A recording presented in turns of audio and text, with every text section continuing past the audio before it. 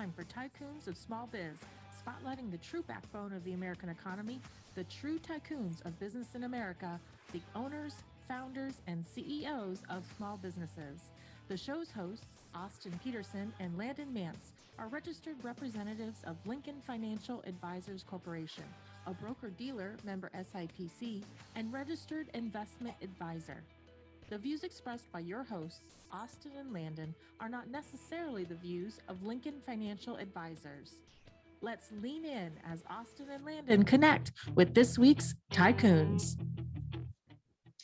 Good afternoon, Tycoons, and welcome to today's episode of Tycoons of Small Biz. I'm your host, Austin Peterson, here as always from lovely and very hot this time of year, Gilbert, Arizona. And I'm joined by my co-host, the best co-host in the business, Landon Mance from Las Vegas, Nevada. And today we are excited actually to have on the show with us, Darlene Ziebell. She's a business business strategist with DarleneZiebell.com. Darlene, welcome to the show. Thank you. I'm looking forward to this, guys. Thanks for having me. I'm honored. Yeah, we're excited to have you on. So before we jump into the show, just real quick, for those who are listening to our show for the first time, Tycoons of Small Biz is a small business program. So it's by small business for small business. And the whole intent of this show is to give small business owners throughout the country an opportunity to tell their story. So tell us, where they came from, what they've been able to build, but really to potentially share some great advice to the other tycoons of small biz who are listening to this radio program. So we're excited today to have Darlene on the show. And Darlene, before we jump into the business side of things, we always kind of have our guests tell us a little bit about themselves personally. So, tell us where you came from, how you grew up, where you live now, whatever you'd like us to know about how you got to where you are today.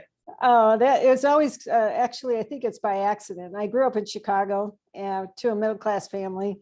And my parents were not entrepreneurs, but all of my grandparents were. So I think it kind of skipped a couple of generations. And by the time I was a young adult, I knew I couldn't stand working for anybody else. I had to work for myself. So I think in my entire life, I had maybe 2 jobs, 3 with the mergers that I completed with my business. But I started really young. I bought my first business at the age of, I think, 25. So I learned the hard way. It was all the school of hard knocks. So.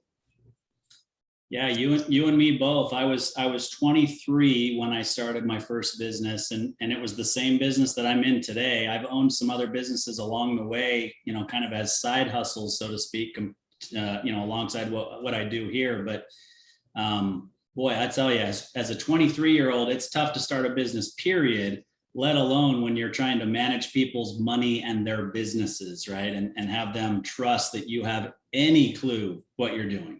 Yeah, no kidding. I mean, I was fortunate that some people took me seriously. Others I had to remind that I wasn't born the day before, so I wouldn't be taken advantage of, which happened quite often. People tried to do that. So it was really difficult. I mean, I couldn't get any bank loans. I couldn't get any funding. I just learned how to bootstrap myself. And I was fortunate that every time I had an opportunity to exit a business and make a profit on it, I did.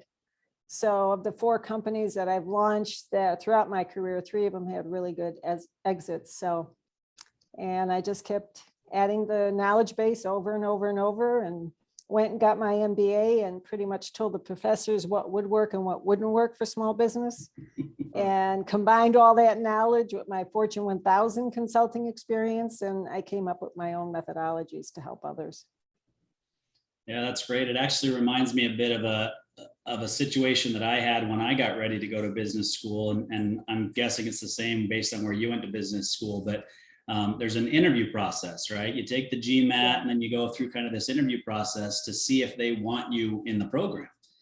And the last interview that I had, ended up being second to last, but the last interview that I had, the professor honed in on a couple of grades that I had in some classes in my undergrad and said, I'm just not sure you're the right fit. And I explained that happened to be some grades. I think I had, like a B- and a C+ or something. And it happened to be when my wife was going through a very high risk pregnancy. And there was just a lot of stuff going on in my life. And school took a back seat, right? And I explained that to him, but he just kind of acted like, I don't know. I think you're making excuses. And the director of the program called me a day later, and I explained to him, I said, this is what he told me. I just, apparently I'm not the right fit. I'm not what you're looking for, even though I currently own and operate 2 different businesses that are successful. And he backpedaled real quick and said, I got to talk to him. That is not the message that he should have conveyed. We understand that life happens. Your score was decent, right? My GMAT score was decent, but I also let him know, look, I decided to go to business school last minute. I didn't study. I just took the GMAT. So you got what you got 24 hours later. And then, here's my background. And he just apologized up and down and said, we want you in our program. Please come be a part of our program. So similar to your situation. Yeah, it's very interesting. But I kept putting off the MBA because I was so busy running businesses. So by the time I went, I was in the executive program. They told me not to bother with the GMAT, and they invited me on the very first interview. So I was, already experienced and making probably more money than most of the fellow students in my class. So yeah, they wanted me to share real life experiences. So that's how I got in. But yeah. It was, later in life. So. Gotcha. Well, Yeah. when I sign up for, when I sign up to go to business school, I'm only going if Darlene is going to be one of the instructors. Otherwise, count me out. I can't tell you how many professors today call me and ask me for help in launching their own businesses. Yeah, I know. Interesting, very interesting. Yeah. Well, speaking of launching businesses, so you were 25 when you launched your first business. Tell us about that. What kind of business was it? What were you doing? And well, it was after my first job, and I was laid off because the business I worked for closed, and they gave me a huge severance package to stay until the end. And I always wanted a business, so I took that money and I bought a retail business. And I was fortunate. A friend of a friend was one of the founders of one of the major drug chains in this country that's still in business today. And I asked him for help. I got to meet him and I said, what do I do? And he taught me how to do some market research and how to analyze whether or not this location would be good, profitable, so forth. Bottom line, it was a disaster. The owner was ill, couldn't manage it, but it was in a great location. So he taught me just to buy the inventory, which I was glad I did because the owner had a lot of debt. I didn't buy the corporation. I bought the inventory and I renegotiated a new lease on the space. And I grew it over 1,000% in sales the first year. So it was just, one person helping me. But I made some mistakes along the way. I was listening to vendors telling me what to do, and that was a mistake. I was following vendors' advice that only helped him and not me. So I learned early on to always ask the question, who benefits from this decision? And that's the main one that I advise other people. I always ask, every decision you make in business, who benefits from this? Is it someone else or will it be you? And I had an opportunity to sell it about 2-3 years into it.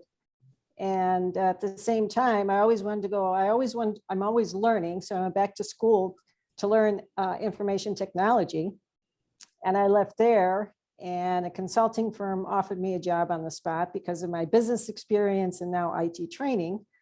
I worked for them for about 3 years, and then I left and launched my own IT technology firm and kept that going for about 7 or 8 years. So it's always a chance to learn something new and grow and keep moving on.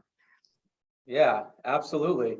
So I think this question is important because I think it'll help kind of lay the foundation for our conversation, because you do a lot of consulting around, around scaling and growing companies. So you bought this company. You said you grew it significantly the first year, and then ultimately ended up turning around a couple of years later and sold it. So how did you do that?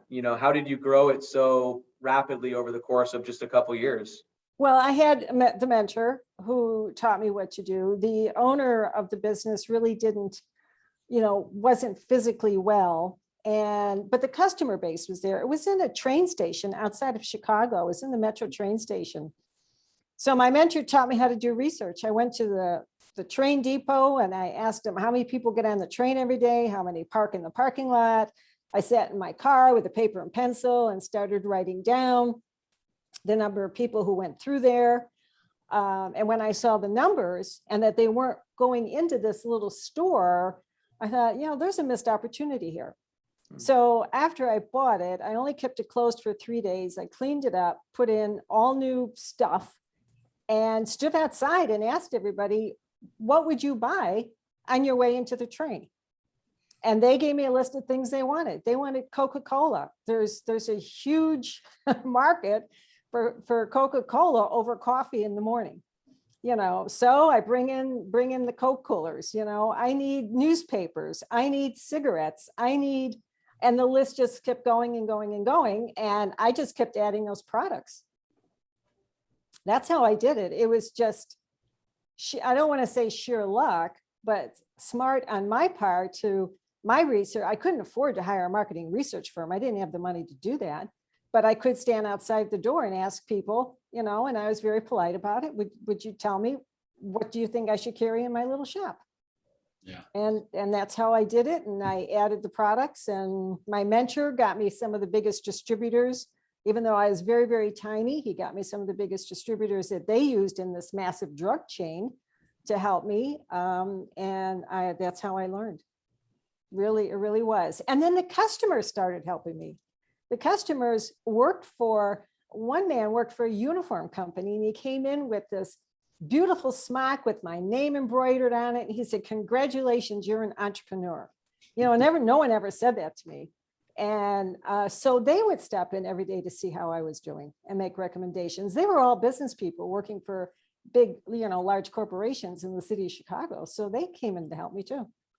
Yeah. And I just listened. I just asked questions and listen. And that's what I advise people to do. Ask, ask, ask. Just don't trust everything you read, especially now online. Don't trust everything you read. And just go right to the horse's mouth and ask them what they want. If you're launching a new product or service today, go to a bunch of strangers and ask them, what do you think of this? If you're creating a new ballpoint pen, whatever it is, don't ask your friends, don't ask your family. They're all going to tell you it's great. But go to a group of strangers.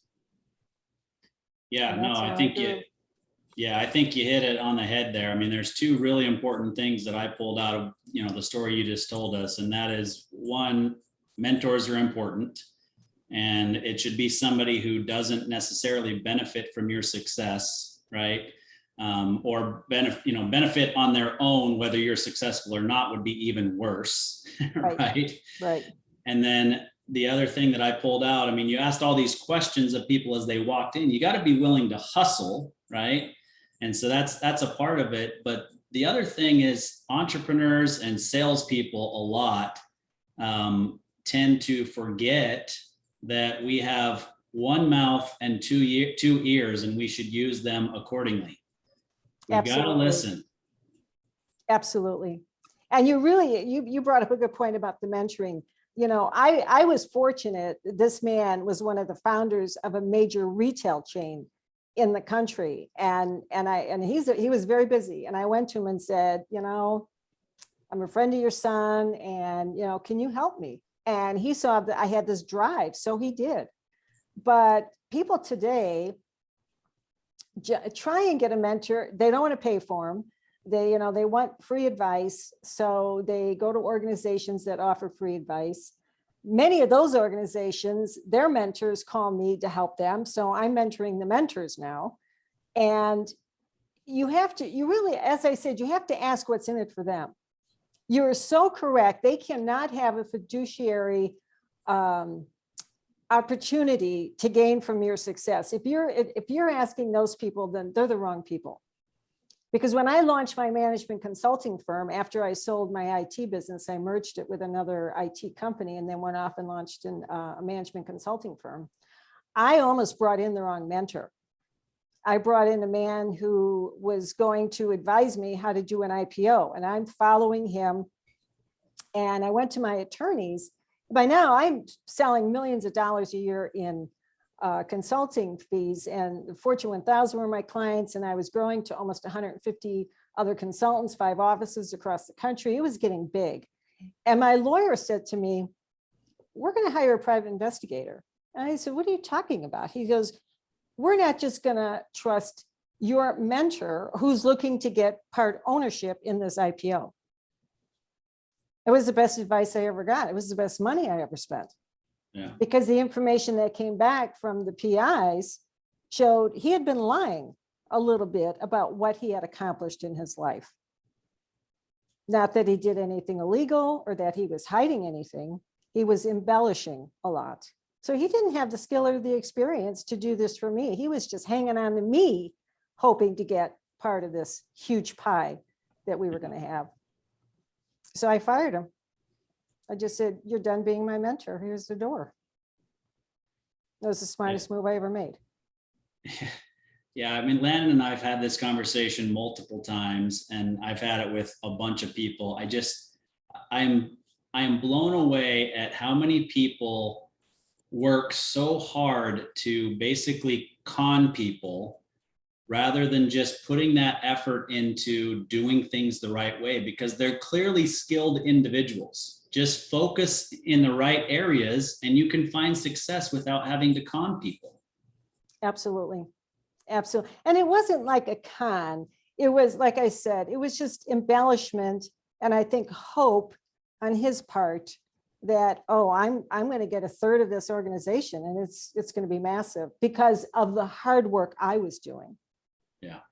You know, and leading me believe that the introductions he was making, you know, was going to lead to this big IPO. And I just, you know, my gut kept telling me, this isn't going anywhere.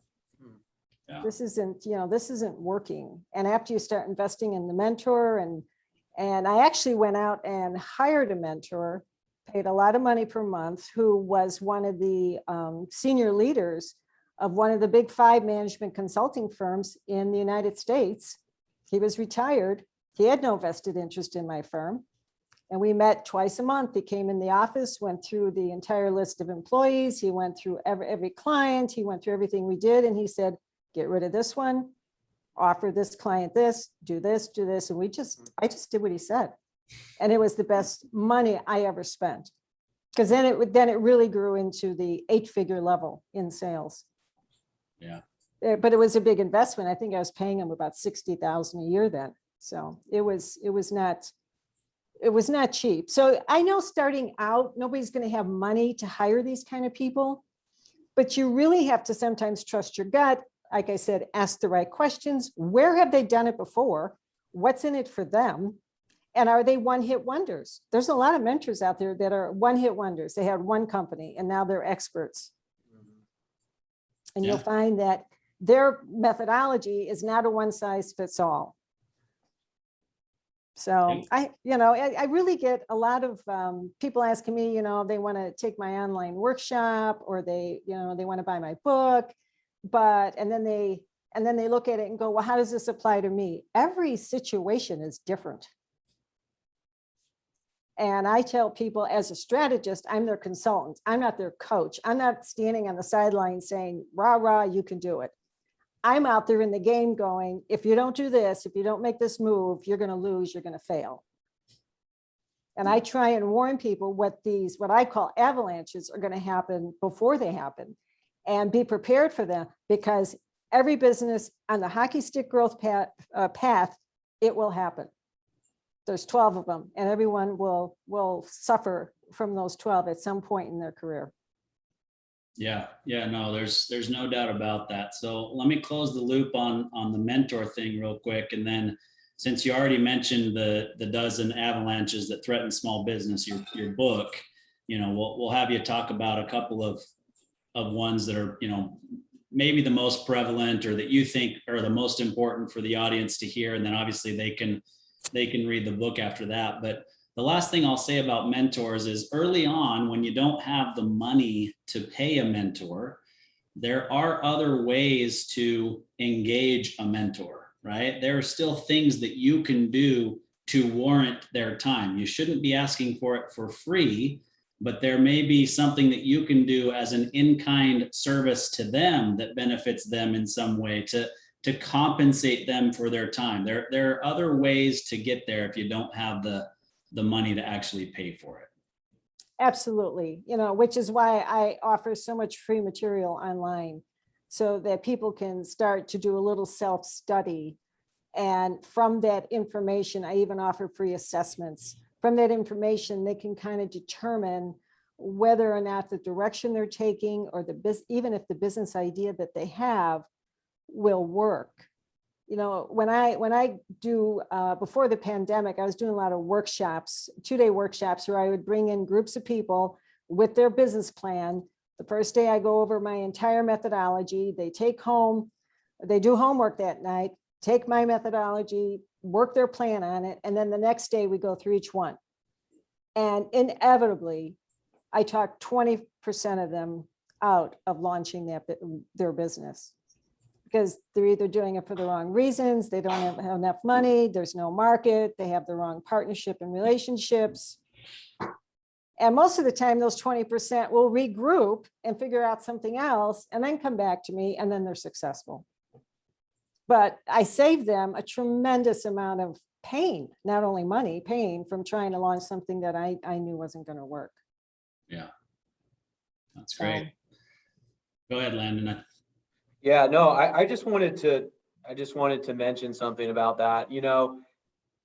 I think that providing that service to people, I think is so incredibly overlooked, because so much you hear about, if you've got a passion and you want to start a business around it, that that's what you should go out and do.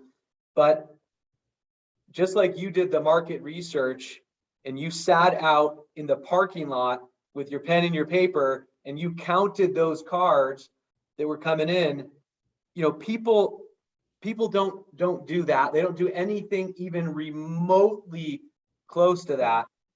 And that came to me because I recently went through a program. It was pretty cool. It was an angel investing program, and there was a founder aspect, and then there was an investor aspect, and then they merge us at the end of the program so that we as the investors can fund a couple of these startups.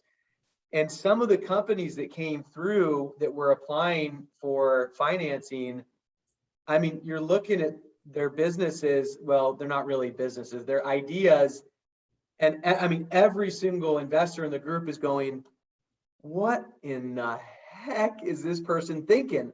And they've spent 6 months, a year, 2 years, $25,000, $50,000, $100,000 trying to put this idea together. And they don't take that step before they do that to reach out to somebody like yourself that can give them some blunt, straightforward, honest advice that says, look, good for you for wanting to do this, but why don't you consider this instead? Go do some homework on this, go do some research on this, and come back and let's have another conversation about something that might be a better fit. So I just say to you, I applaud you for doing that, because that service is not something that a lot of people think to take advantage of. Well, it happened to me with that first business in my mentor. When I started listening to the vendor, I was changing the business model around a little bit in the store. And my mentor happened to stop in one day and goes, what the heck are you doing? And I said, well, he told me if I did this and this and this, I'd get more customers. He goes, no, that's not going to happen. Point blank. Don't listen to him, change it now.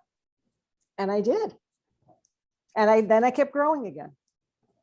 So sometimes you just have to listen to those people because they've been through it the hard way. And then you learn from those. That's why when I launched an online group called Center for Women Business Owners, and the whole point was for women who are starting a business to learn from those who did it before. And I was looking for mentors and speakers who were point blank willing to say, this idea is not going to work, Or here's why. I've had several people come to me with some great online, everyone wants an online app, everyone wants an online program. And I go, well, there's a million companies out there that have way more money than you do. You're going to launch one day and they're going to steal your idea, grab the market share because they can promote it. You can't afford to. And now what are you going to do after you spent the 50 grand? Yeah. Yep. And, No, and getting no, back, Landon, getting back to what you said about, they spend $100,000. I can't tell you how many times they come to me and say, what do I do now? And the first question I ask is, how much more money are you going to spend before you pull the plug? Because you're either going to listen to me to try and create a niche now to sell what you've already spent the $50,000 on. And I don't know if that's going to work because we should have tried that before you spent the money. So at what point are you going to pull the plug? And they're shocked when I ask that question because they just think, it's going to keep going, going to keep going, going to keep going. And it doesn't. Right. Well, you shared a statistic with us, which is 85% of small businesses typically fail before their 5th year in business. You clearly have beaten those odds, not once, not twice, but several times. And I assume that you do some consulting work around how to help people avoid that failure. Hence, your book that you wrote. So kind of as Austin alluded to earlier, maybe now is a good time for you to talk to us about a couple of those threats that small businesses face in those first maybe 1 to 5 years, and maybe just highlight a couple that you think are really important to share. Thank you. I'd love to. One of the biggest ones is most startups are 1 person, 2 people, maybe 3 people, or maybe they're contracting vendors or outside services that they need. I just talked to one not too long ago. They're in business 3 years. And I said, oh, you're right at that point. I mean, you're either going to make it to 5 or you're not. And their challenge now is, should we bring on employees? And I said, well, have you thought about this, this, and this? And a big thing when bringing on employees is non-disclosures. You have to protect your property. You have to protect your assets in your business. In this particular business, they had a unique methodology on a service they were providing. I said, are you going to share that with your employee? And what happens if your employee, inherits some money and now wants to launch a business against you and compete against you and steal your clients and steal your intellectual property? A lot of small business owners don't even think about that. They don't even know what an NDA is. And I tell them, when I had Actors Consulting Group, by the time we were at about 100 employees, three sets of employees left to launch consulting firms to compete against me. Now, the first thing I did was call my attorneys. Here's the NDA. What do? We can't prevent them from working. We can't prevent them from starting a business, but we can prevent them from taking any information from my firm, which is what we did. We enforced it. So they had to start out the hard way, the way I did, knocking on doors. I had 150 names. It was me and a partner, and I sold 1 client at a time. I mean, we had $0 coming in before we did over $40 million in consulting revenues over the life of the company. And people say, well, how'd you get that big? Knocking on the door, 1 person at a time. And, Landon, getting back to what you said, people don't want to make the sacrifice to make their work. They don't want to sit in the car and count the names. They don't want to do the market research.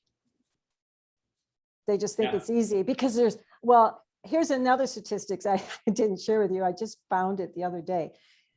In the United States, in the year 2021, coaching small businesses is an $11.6 billion industry. Mm-hmm. So when I researched how many people were out there like me who say the same thing, over 560,000 names came up. So as you said, when you're in your investor group, how many people have actually done it? How many people have, know that their methodology is not going to be one size fits all? Because every business is different. Otherwise, there wouldn't be the big 5 management consultants who are available for the Fortune 1000, because no 2 problems are the same. So employees are a big one. If they're going to add employees, they really have to protect themselves. And that's key. That's almost like year 2 and 3. And even friends of mine who wouldn't listen to me, we try and keep our friendship, and we have dinner and I'm like, have you thought of this? Have you thought of that? Have you thought of this? Oh no, she's my friend. She's my friend. She's my friend. Well, year 4, she's no longer your friend. She wants a piece of the action. She wants to know why you're making more money than she is. She feels that she deserves a part of your business because she was there day 1, but she didn't put up any risk like you did. She didn't put up the mortgage on her house like I did 3 times. People their employees are going to want a piece of the pie right away. So you have to protect yourself from that. Absolutely. Otherwise, you're going to end up in lawsuits all the time. Yeah. So that's a huge, huge, huge step between year 3 and 5. Yeah, no doubt it's important. And I can't let it pass by that you mentioned the sacrifice. So I have to have Landon move his big fat head so you can see what's right directly behind his head. Sacrifice. Absolutely. Patience. I don't know if that's one of your signs. You got to have patience and you have to sacrifice. You have to I've had people who came to me, they started a business and they said, I want to be paid the same amount of money I'm making now. I'm not going to make any sacrifices. And I said, well, then why should the investors giving you the money make the sacrifice and not you? Yeah. Don't come to me for help because you want me to sacrifice my time while you're making more money than I am and you don't even have a business yet. Yep. There's something wrong with this picture. That's to me, that's almost greed. That's not willing to see if you can grow something to help. You should bring on employees. I mean, we had 150 consultants. We were supporting a lot of families throughout the country. I mean, every day that would go through my head. Oh my God, they need healthcare. They need this. They need disability if one of them gets sick. They all have children. I would see their children's pictures at every holiday party where I'd invite all the spouses in. So I'd go home and go, oh my God, these people's lives are in my hands. So I can't screw up. No, you're absolutely right. It's a big risk that we're taking on as business owners, and you're right. I mean, we're responsible to them. We're the ones who are making sure that they have a paycheck, that they have health care, that they have the ability to protect themselves if they get injured or really sick. We're there to help make sure that they can become financially independent when they want to cross that threshold. I mean, we take a lot on our shoulders as business owners, and it's tough when you have an employee who feels entitled to the same level of income or whatever because they haven't taken that risk. But the other thing that I want to kind of latch onto that you said there is that too many entrepreneurs nowadays jump right to raising money rather than bootstrapping their own business. And when you're raising money and using somebody else's money, I have a hard time feeling that you're as committed as doing it with your own money or your family and friends' money because you've bootstrapped it. Absolutely. I had a young man from Germany call me. He found me on social media and wanted advice because he read a quote that I said, I don't launch a business unless I know I can reach 7 figures in under 24 months. I do the research and the plan to see if that model will work. And he said, well, here's what I have. I want to get to that level before, 24 months. And he said, and I said, no, you misunderstood the quote. It doesn't mean every business I look at, I can launch and reach that number in 24 months. And he said, what do you mean? I said, I turn those businesses away. So your business may not be conducive to that type of business model, business plan, or methodology. And he just looked at me and he said, well, my parents want me to get an MBA, but I'm thinking of going and getting a master's in entrepreneurship. And I said, I agree with your parents. And he says, you sound like my mother. And I said, we're thousands of miles apart, but I'm going to tell you the same thing. It's not a magic bullet. So you either have to make the sacrifice and give up this chance to go to college now and try and get your business to work. Read my stuff and see if you can build a plan to get it to 7 figures in under 24 months. See if you have the right people you're surrounding yourself with, which is another one of the avalanches. If you're not surrounding yourself with the right people, your business can also fail before year 5. And I'm talking about getting the right lawyers, the right accountants. I saw a young woman come to me for help. She had the wrong bookkeeper. The bookkeeper didn't record her liabilities correctly. She thought she had more cash than what she did. When she saw it, she was so broke, she had no choice but to bankrupt the company. It was too late. All because she didn't know how to read her own balance sheet and profit and loss statement. Yeah, you got to have the right people around you, that's for sure. And, it's funny that you talk about, getting a business to 7 figures in less than 24 months, which, that's great. One, it's not easy to do. Yeah. 2, really not even 2, but in addition to that, only 10% of companies in our country, North America, so United States and Canada, only 10% of them ever reach 7 figures. And ever. It's worse for women business owner. Only in women business owners, only 3% make 7 figures. Yeah. When I found that out, I was like, are you kidding me? I couldn't believe it. Yeah. And it hasn't changed. These numbers haven't changed in years. So, you got to do the work. You got to do the work. It's the only way it's going to happen. And you have to be able to say, it's not going to work at some point. And don't waste your time. I had a woman in one of my workshops years ago, and one of the other people in that workshop actually made it to Shark Tank, not because of me. They did listen to me though, thank God. And she was putting together her business plan, and I saved her for last on day 2 to go over everyone's plan. And she looked at me and she goes, I know now this is not going to work. And I said, thank you. You saved me the heartache from trying to tell you it's not going to work. I had to lead them so that they themselves could see it's not going to work. And she said, this would make a much better charity. I said, absolutely. You were coming up with a business idea for the wrong reasons. She wanted to launch a business to help people get jobs. But what she wanted to sell, nobody wanted to buy. But she thought they would buy it just because the fact that she was helping people get jobs. I said, not everyone has the same passions when it comes to charity work. And if you're making a profit on it, they're not going to buy from you anyway. So Darlene, you made a comment that I want to just touch on for a second.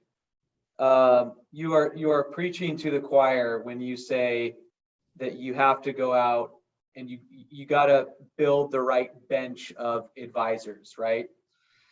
Legal, tax, financial planning, growth consultants, what have you. But I would say the biggest challenge that business owners face in that regard is that they don't know who the right people are. So talk to us about that. Like, how do you know who the right advisor is when you're going out and looking to engage one?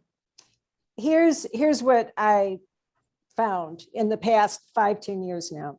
It's a little bit easier today than it was when I started, because there weren't many advisors who wanted to focus on small business owners because the money just wasn't there for them. So what I see small business owners doing, like in the case of this young woman who had to file bankruptcy, she was using a friend because it was a cheaper way to go than looking for a professional CPA, tax accountant, and bookkeeping services. And I try and tell people, look outside your network of friends. And today there's a lot of professionals like yourself who are willing to take on small business owners and helping them. Today you have a model that is affordable for you to make money and for them to save money and yet get the top talent that they need, only because technology is available today. And so I tell people, when you're looking for the attorneys, look for an attorney who's actually helped small business owners in similar situations to you. And early on, when I sold that business, I had a friend of a friend who was the attorney. I never got a dime out of that sale. The lawyer screwed up. It was awful. It was 8 years in court. I grew this business. I worked so hard, and the lawyer made one mistake. It was a mistake. He wasn't qualified really to even handle that sale. So from then on, I tell people, when you're interviewing lawyers, and there's a lot of great ones out there, financial advisors like yourself, a lot of great ones out there, you ask them, who do I sue if you screw up on me? You want to make sure that they come back and give you the confidence. You have to give these people the confidence that you know how to do this, and that you're going to help them, and that you're trained to help them. They have to see the same passion and the same effort and the same experience that I'm trying to offer these people. You really have to prove to them that you are the experts. And I tell people to go and look for people like that now. Just don't pick a name out of your local directory or local association or group of friends, or, somebody that's in one of your maybe business classes. And I also tell people, if you're going to own your own business, I was fortunate when I bought that retail business, I had a CPA who said, I'm going to show you how to do double entry accounting by hand. I had these big green sheets of paper. We were in my kitchen, and he showed me how to do each entry by hand, how to balance everything at the end of every month, how to create an income statement, and how to create a balance sheet.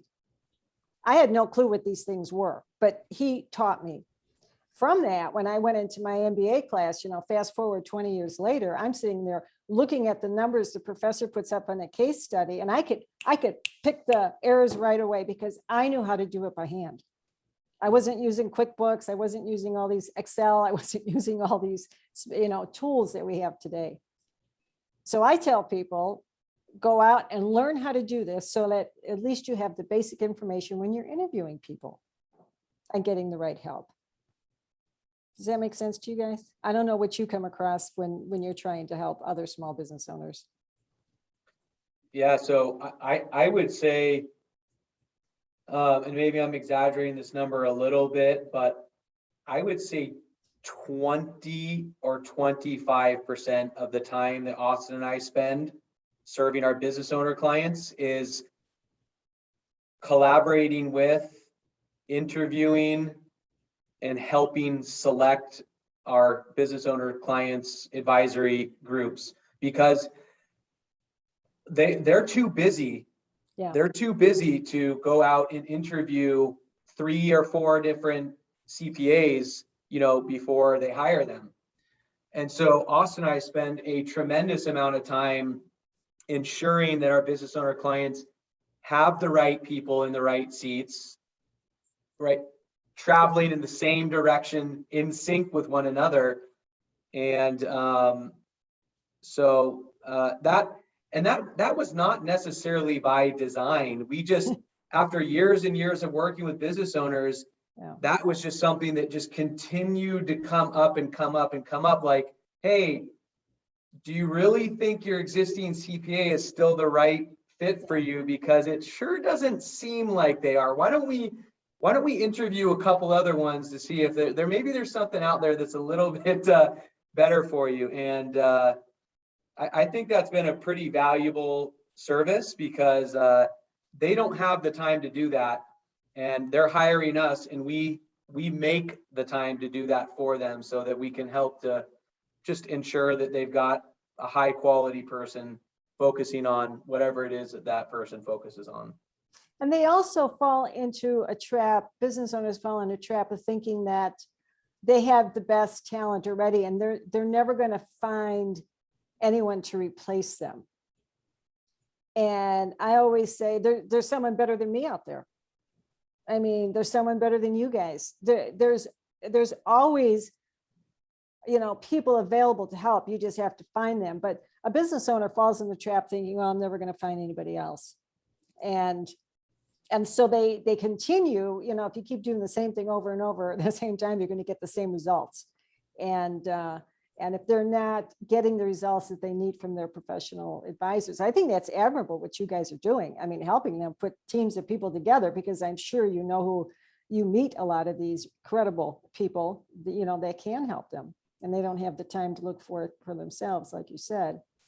Yeah, I would even add to that beyond the time to do it themselves, they're not always sure what questions they need to be asking, right? To be able to decide if they have the expertise that is needed in their particular area.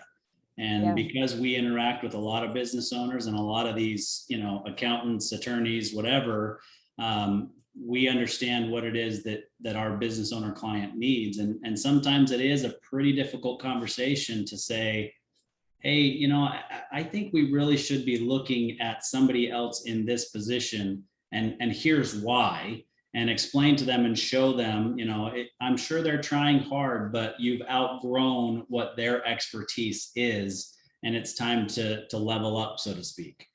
And I do want to be clear, I don't think there is a better financial advisory team out there than Landon and I. So.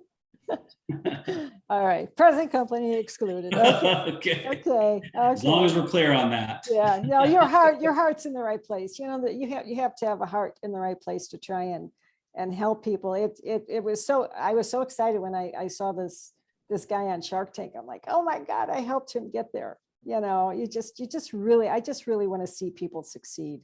There's plenty of money available, as you guys know. Yeah. It's just, tapping in the right market, tapping the right niche, finding the right ideal customer, being able to describe that person, where are they at, where are they going? Like, I sat in the car and watched these people either take a cab, drive up, someone drop them off to get on the train, or they parked. How many of them were there every day? What time did they go through there? And then I revised the store hours based on that. So I was there more of the hours that the people were there. So, you just have to do that. So you need to add a little sign behind your head there, Landon, patience. You need patience too. Persistence. You need another. I had to double take, because we literally just hung these up about 3 hours ago. So I wasn't sure if it was there. I'm the first one to see. Okay. You are. Yeah. Patience. And actually, maybe I'll walk over and grab it, Darlene. We had a guest on the show. Was it last week, Austin? Dave? Dave was 2 weeks ago, I think. 2 weeks ago. So we had a guest on the show a couple weeks ago, and he shared with us that the Chinese bamboo plant is watered daily for 5 years before it actually sprouts and pokes out of the soil. And then it can grow up to like 30 inches an hour, or just something just incredible. And I thought that was one of the coolest things I've ever heard in my life. So on the opposite wall over here is this large picture of this little Chinese bamboo plant poking through the soil. Poking through the soil. Yeah. So, that's a great analogy. That's a great analogy. And it's so true. Because the same thing in small business, you struggle, and then all of a sudden you reach the tipping point, and boom, it explodes. Yep. So in our 10 or so minutes we have left, I want to talk to you about the 7 minutes to business success series. But just before we do that, I think I've heard you say once or twice, you've alluded to a business plan, the concept of a business plan. And I think that is just so imperative, not just to a startup, right? To any business, 3 years, 5 years, 10 years, 20 years in, doesn't matter, to have a business plan, right, for what they are trying to accomplish and how they are going to do that, right? So I don't know, you probably have a lot more experience in helping people manufacture business plans and hold them accountable to them. So just talk to us about the importance of having a business plan. Well, I'm writing an article, and I'll give you a little hint. I'm also a private pilot. And in the article, it starts out by saying, I'm talking to the tower, I'm ready to take off. And the tower is asking me, what's your route of flight? And I'm the small business owner. And I say back to the tower, I don't know. I'll let you know when I get there. So many business owners are taking off in business and they have no idea where they're going. They have no idea how they're going to land. They have no idea how they're going to get there. And over the years, I did, the massive 1,000-page business plan, which I thought was, after a while, ludicrous. It was just pointless. The small business owner, especially if you're bootstrapping, if you're not going after venture capital money, your business plan can be on a single sheet of paper. It can be on a napkin, but it has to have the components of where are you now? Where do you want to go? And what are the steps you need to take to get there? And in some cases, it can be 5 steps. In some cases, it can be 100 steps, depending upon where you are in your business. But so many business owners I talk to, and I have one that I've been coaching for 25 years. He is an entertainment business, which in itself fails like 90% year one. He not only made it to 25 years, the 26th year, the pandemic hit, and we revamped what he was selling quickly, and he did it online through Zoom. He was doing Zoom plays that he sold across the country. And everyone thought that was so creative, and all his competitors were falling by the wayside. But he's a creative guy, so he's not going to write anything down in a plan. And I keep asking him, where do you want to go? Now he wants to franchise to other cities. So we just had a meeting last night. He's franchising to other cities. And I said, look, I'll send you the workbook and you just jot in there all your ideas. And I'll help you put that plan together. I'll mold it. But you need all of these components. Otherwise, you're not going to know not only where you're going, you're not going to know as you go along this little roadmap, you're not going to know what to do if you reach one of these challenges, one of these 12 avalanches. It's just going to fall apart. At least have a plan, have a goal. If you're at $500,000, maybe your goal is to do $600,000 in sales next year. And then I work it backwards. Okay, 100,000, how many clients is that going to take? Where are these clients? How much is each client going to have to spend? Just do basic math. And then once we figure out where these clients are, what is it going to take for you to connect with them to make sure that they buy from you versus someone else? It can be as simple as that. But have it written down and be able to measure it along the way. That's it. That's all you really need. And that's all I do. My business plan today is on a single sheet of paper. I just type it up. Yeah. And then every month I just check, did I make it? No. Okay. Then I have to adjust here. Yeah. I'm a huge proponent of the one-page business plan. And the other thing that I think is the most important part of what you said is that there have to be action steps. It's not just this is where we want to go. This is how we're going to get there, and break it up in chunks, right? If we're growing our revenue by this much, okay, that's how much per quarter. That's how much per month, and every business is a little different. Sometimes you should be looking at a quarter. Sometimes you should be looking at a day, right? But you've got to break it up into those chunks so that everybody can work towards the same goal. And that business plan needs to be communicated to your key employees so that they know where you're going and how you're going to get there. And also the people you surrounded yourself with, like your financial advisors, your accountant, your attorneys, they should know where you're going so that they're readily available to help you also along the way. It's not just employees, it's everybody that supports your business. Yeah. Should be aware that you confide in, that you should be aware. They should be aware of where it is that you really want to go. Otherwise, they can't help you, because I'm sure you help your clients.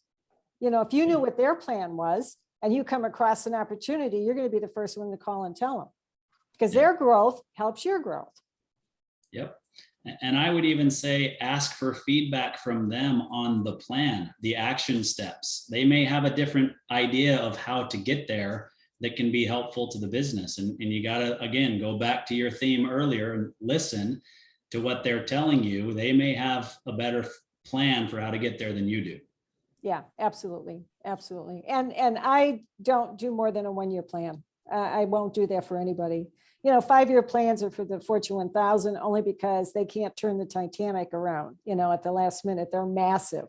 But small business owners, even under $100 million, could quickly turn on the dime. A 1-year plan is really all they need, and then tweak it, the next year, and tweak it the next year, and tweak it the next year, so that they can handle things like the pandemic came across, and other challenges. If one of them gets sick, if something happens, the market changes, there's all kinds of things that can happen. And I've been through so many of them, the tech stock tank, the mortgage industry falling, the pandemic, and on and on and on and on. And you just have to be able to regroup and keep going and keep going. And how are you going to sidestep some of these? Yeah. So that, yeah, what's the alternate route if there's a detour? It's just like a roadmap.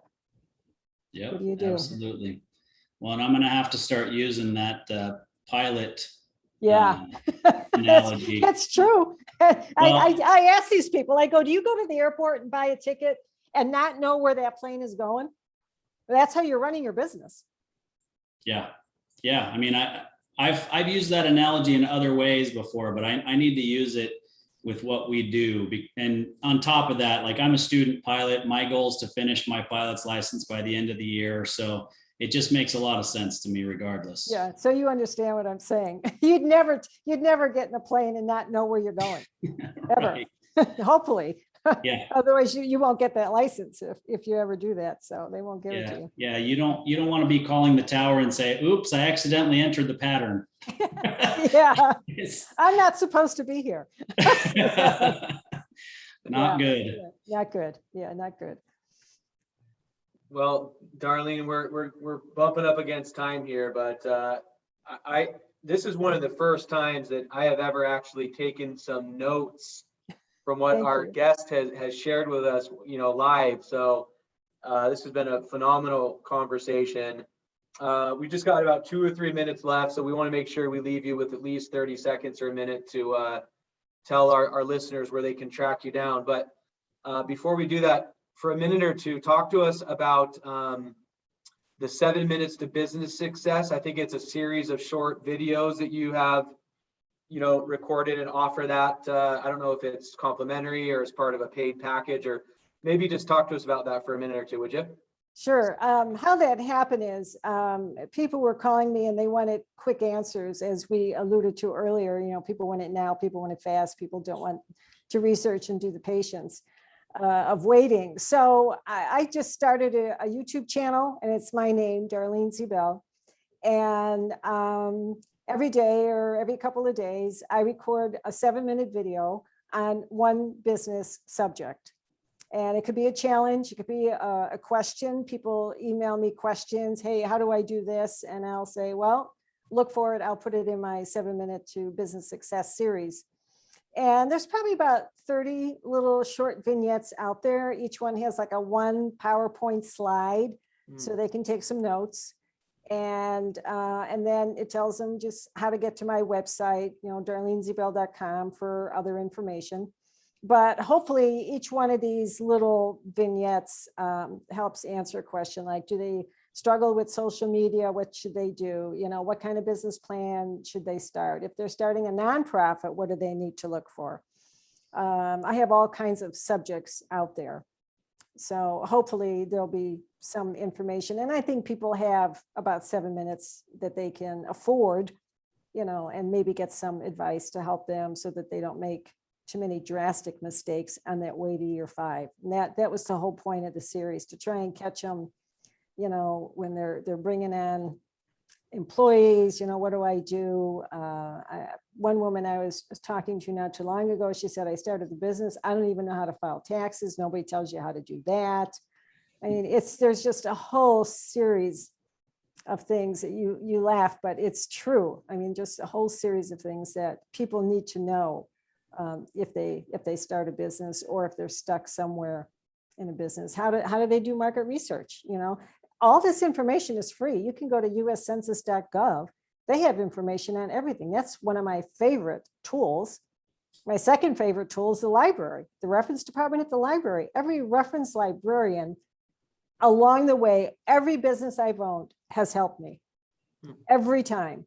The first, IT business, I need 150 CIO names and addresses. She found a book. I'm launching Actoris Consulting Group. What's the big five selling? She brings a book.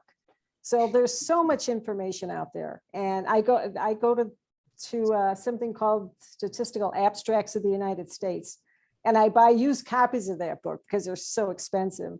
As the libraries get rid of them, I buy up a used copy from the prior year, and then I have all the data. It's got even what dress size women wear in this country if you're launching a garment business.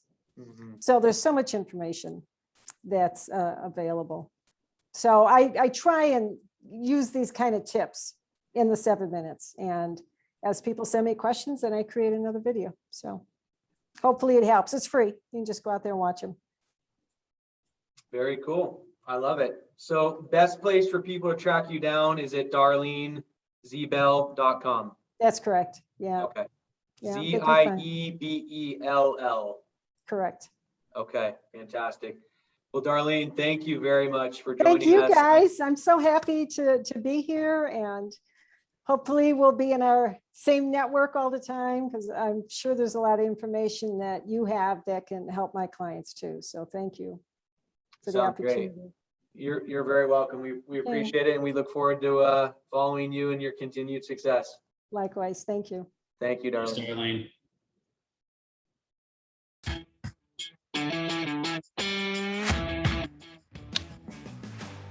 You've been listening to Tycoons of Small Biz, proudly hosted by Austin Peterson and Landon Mance.